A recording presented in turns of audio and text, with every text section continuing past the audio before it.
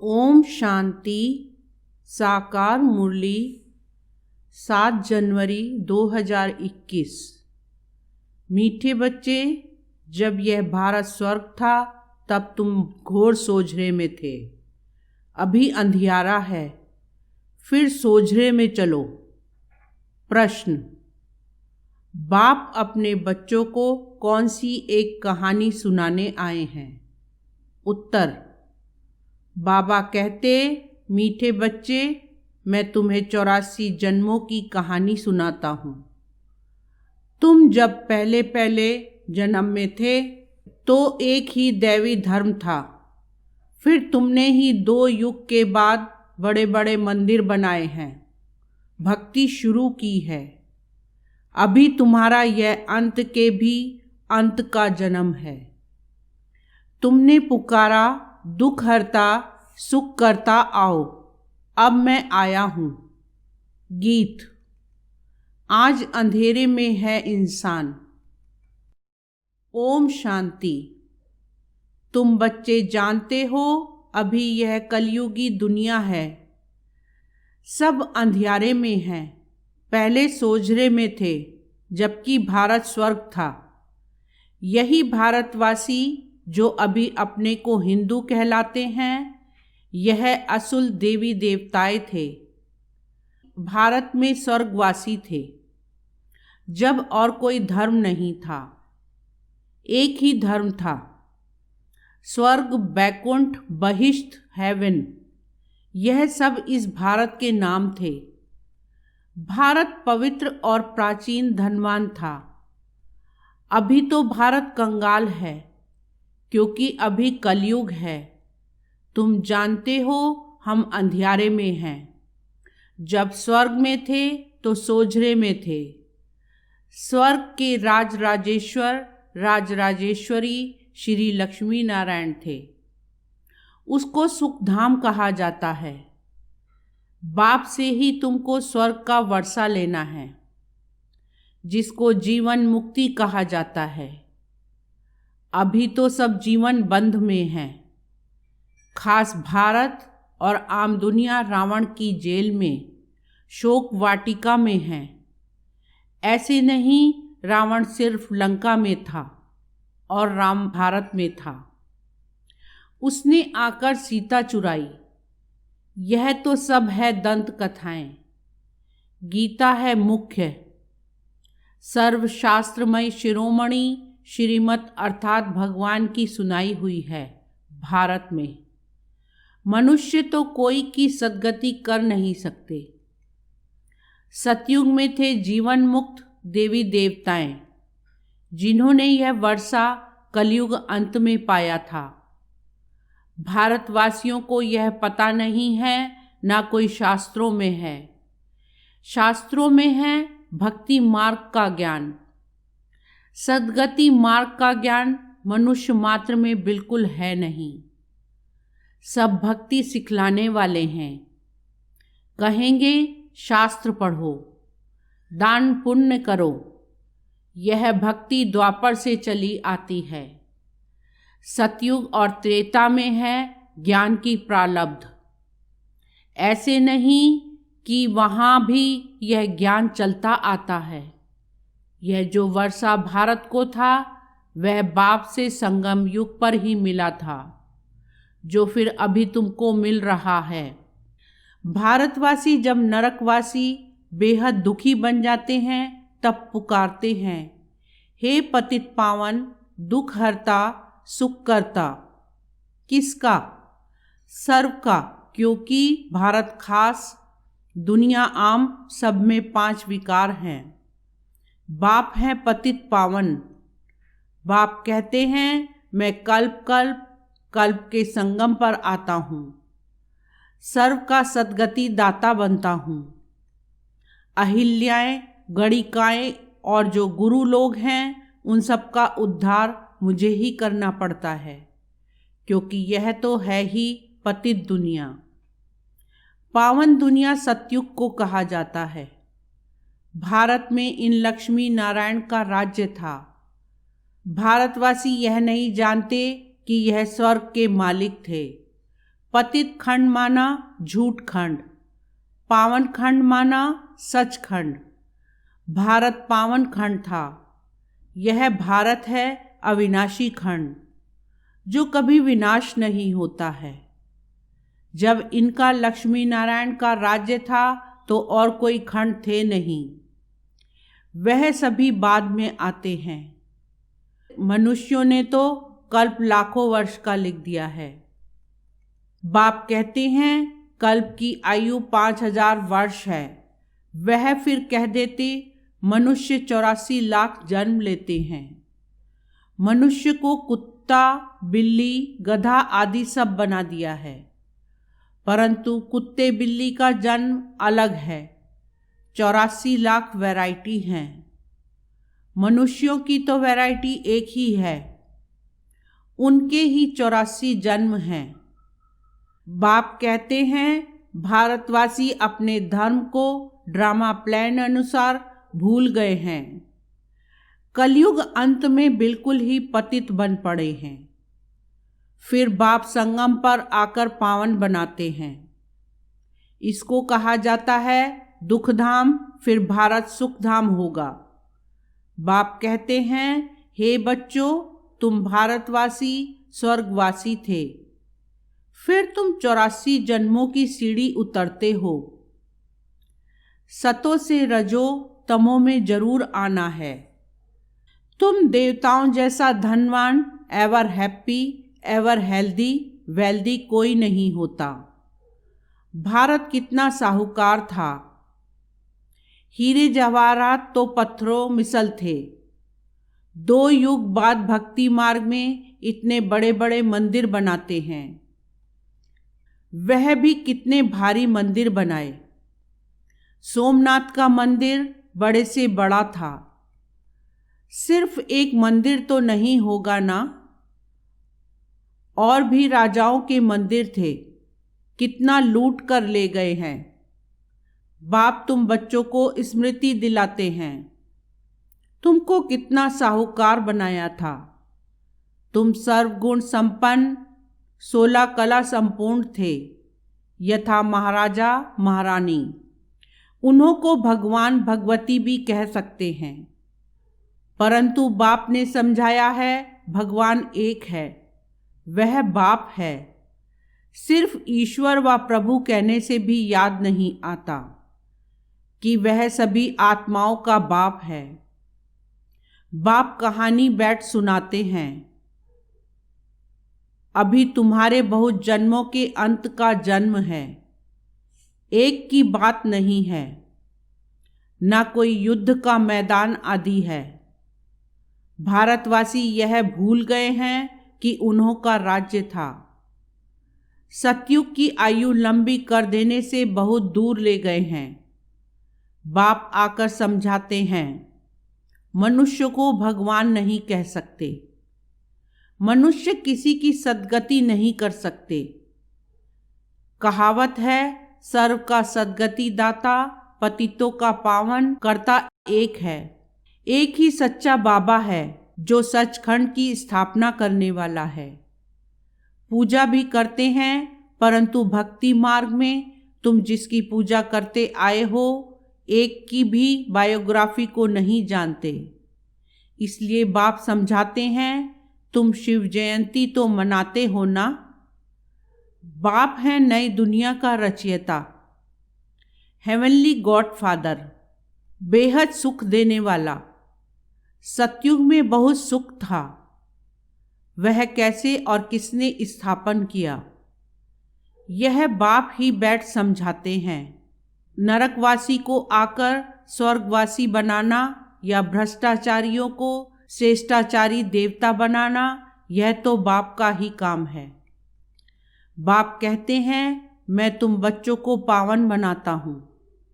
तुम स्वर्ग के मालिक बनते हो, तुमको पतित कौन बनाते हैं? यह रावण। मनुष्य कह देते दुख भी ईश्वरी देते हैं। बाप कहते हैं मैं तो सभी को इतना सुख देता हूँ जो फिर आधा कल्प तुम बाप का सिमरण नहीं करेंगे।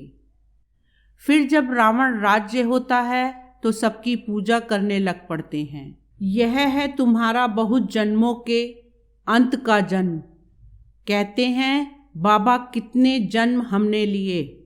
बाबा कहते हैं मीठे मीठे भारतवासियों, हे आत्माओं, अब तुमको बेहद का वर्षा देता हूँ। बच्चे, तुमने 84 जन्म लिए हैं। अभी तुम 21 जन्म के लिए बाप से वर्षा लेने आए हो। सभी तो इकट्ठे नहीं आएंगे।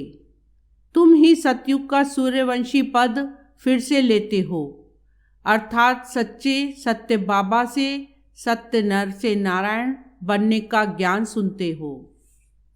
यह है ज्ञान, वह है भक्ति। शास्त्र आदि सब हैं भक्ति मार्ग के लिए, वह ज्ञान मार्ग के नहीं है। यह है स्पिरिचुअल रूहानी नॉलेज। सुप्रीम रूह बैठ नॉलेज देते हैं। बच्चों को देही अभिमानी बनना पड़े। अपने को आत्मा निश्चय कर मामेकम याद करो। बाप समझाते हैं आत्मा में ही अच्छे व बुरे संस्कार होते हैं। जिस अनुसार ही मनुष्य को अच्छा व बुरा जन्म मिलता है। बाप बैठ समझाते हैं यह जो पावन था अंतिम जन्म में पतित है। तत्वम, मुझ बाप को इस पुरानी रावण की दुनिया पतित दुनिया में आना पड़ता है। आना भी उस तन में है जो फिर पहले नंबर में जाना है। सूर्यवंशी ही पूरे 84 जन्म लेते हैं। यह है ब्रह्मा और ब्रह्मावंशी ब्राह्मण। बाप समझाते तो रोज हैं। पत्थर बुद्धि को पारस बुद्धि बनाना मासी का घर नहीं है। हे आत्माएं, अब देही अभिमानी बनो। हे आत्माएं, एक बाप को याद करो और राजाई को याद करो। देह के संबंध को छोड़ो। मरना तो सभी को है, सबकी वानप्रस्थ अवस्था है। एक सद्गुरु बिगर सर्व का सद्गति दाता कोई हो नहीं सकता। बाप कहते हैं हे भारतवासी बच्चों, तुम पहले पहले मेरे से बिछुड़े हो। गाया जाता है आत्माएं परमात्मा अलग रहे बहुकाल। पहले पहले तुम भारतवासी देवी देवता धर्म वाले आए हो और धर्म वालों के जन्म थोड़े होते हैं।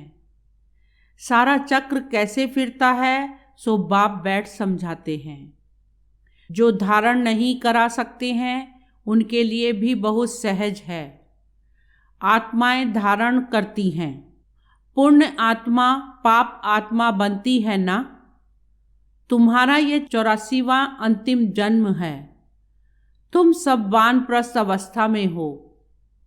वानप्रस्थ अवस्था वाले गुरु करते हैं मंत्र लेने के लिए। तुमको तो अभी देहधारी गुरु करने की दरकार नहीं है। तुम सबका मैं बाप टीचर गुरु हूँ। मुझे कहते भी हो हे पतित पावन शिव बाबा। अभी स्मृति आई है। सब आत्माओं का बाप है। आत्मा सत्य है, चैतन्य है, क्योंकि अमर है। सभी आत्माओं में पाठ भरा हुआ है। बाप भी सत्य चैतन्य है। वह मनुष्य सृष्टि का बीज रूप होने कारण कहते हैं मैं सारे झाड़ के आदि मध्य अंत को जानता हूँ। इसलिए मुझे नॉलेज फुल कहा जाता है। तुमको भी सारी नॉलेज है।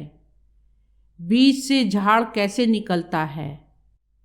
झाड़ बढ़ने में टाइम लगता है ना। बाप कहते हैं मैं बीज रूप हूँ। अंत में सारा झाड़ जड़जड़ी भूत अवस्था को पा लेता है। अभी देखो देवी देवता धर्म का फाउंडेशन है नहीं, प्रायः गुम है। जब देवता धर्म गुम हो जाता है तब बाप को आना पड़ता है। एक धर्म की स्थापना कर बाकी सबका विनाश करा देते हैं। प्रजापिता ब्रह्मा द्वारा बाप स्थापना करा रहे हैं। आदि सनातन देवी देवता धर्म की। यह भी सारा ड्रामा बना हुआ है। इनकी एंड होती नहीं। बाप आते हैं अंत में। जबकि सृष्टि के आदि मध्य अंत का नॉलेज सुनाना है तो जरूर संगम पर आएंगे। तुम्हारा एक बाप है। आत्माएं सभी ब्रदर्स हैं, मूल वतन में रहने वाली। उस एक बाप को सब याद करते हैं। दुख में सिमरन सब करें, सुख में करे न कोई। रावण राज्य में दुख है ना, यहाँ सिमरन करते हैं तो बाप सबका सद्गति दाता एक है। उनकी ही महिमा है। बाप नहीं आए तो भारत को स्वर्ग कौन बनावे। इस्लामी आदि जो भी हैं सब इस समय तमो प्रधान हैं। सबको पुनर्जन्म तो जरूर लेना है।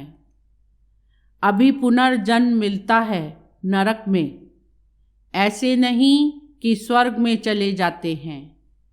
जैसे हिंदू लोग कहते हैं स्वर्गवासी हुआ तो जरूर नरक में था ना, अभी स्वर्ग में गया। तुम्हारे मुख में गुलाब। स्वर्गवासी हुआ फिर नरक के आसुरी वैभव तुम उनको क्यों खिलाते हो। बंगाल में मछलियां आदि भी खिलाते हैं। अरे उनको इन सब खाने की दरकार ही क्या है। कहते हैं फलाना पार निर्वाण गया। बाप कहते हैं यह सब हैं गपोड़े, वापिस कोई भी जा नहीं सकते। जबकि पहले नंबर वालों को ही 84 जन्म लेने पड़ते हैं। बाप समझाते हैं इसमें कोई तकलीफ नहीं है। भक्ति मार्ग में कितनी तकलीफ है। राम राम जपते रोमांच खड़े हो जाते। वह सब है भक्ति मार्ग। यह सूर्य चांद भी तुम जानते हो कि रोशनी करने वाले हैं। यह कोई देवताएं थोड़े ही हैं। वास्तव में ज्ञान सूर्य, ज्ञान चंद्रमा और ज्ञान सितारे हैं। उन्हों की महिमा है। वह फिर कह देते सूर्य देवताए नमः। उनको देवता समझ पानी देते हैं। तो बाप समझाते हैं यह सब है भक्ति मार्ग, जो फिर भी होगा। पहले होती है अव्यभिचारी भक्ति, एक शिव बाबा की, फिर देवताओं की, फिर उतरते उतरते अभी तो देखो टिवाटे पर, जहाँ 3 रास्ते मिलते हैं, भी मिट्टी का दीवा जगाएं। तेल आदि डाल उनकी भी पूजा करते हैं। तत्वों की भी पूजा करते हैं। मनुष्यों के भी चित्र बनाए पूजते हैं। अब इनसे प्राप्ति तो कुछ भी नहीं होती। इन बातों को तुम बच्चे ही समझते हो। अच्छा, मीठे मीठे सिकीलदे बच्चों प्रति माता पिता बाप दादा का याद प्यार और गुड मॉर्निंग। रूहानी बाप की रूहानी बच्चों को नमस्ते। रूहानी बच्चों की रूहानी बाप को नमस्ते। धारणा के लिए मुख्य सार। फर्स्ट पॉइंट, आत्मा से बुरे संस्कारों को निकालने के लिए देही अभिमानी रहने का अभ्यास करना है। यह अंतिम 84वां जन्म है। वानप्रस्थ अवस्था है, इसलिए पुण्य आत्मा बनने की मेहनत करनी है। सेकंड पॉइंट, देह के सब संबंधों को छोड़ एक बाप को और राजाई को याद करना है। बीज और झाड़ का ज्ञान सिमरण कर सदा हर्षित रहना है। वरदान, विश्व परिवर्तन के श्रेष्ठ कार्य की जिम्मेवारी निभाते हुए डबल लाइट रहने वाले आधार मूर्त भव। सार, जो आधार मूर्त होते हैं उनके ऊपर ही सारी जिम्मेवारी रहती है। अभी आप जिस रूप से जहाँ भी कदम उठाएंगे वैसे अनेक आत्माएं आपको फॉलो करेंगी। यह जिम्मेवारी है, लेकिन यह जिम्मेवारी अवस्था को बनाने में बहुत मदद करती है, क्योंकि इससे अनेक आत्माओं की आशीर्वाद मिलती है, जिस कारण जिम्मेवारी हल्की हो जाती है। यह जिम्मेवारी थकावट मिटाने वाली है। स्लोगन: दिल और दिमाग दोनों का बैलेंस रख, सेवा करने से सफलता मिलती है। ओम शांति।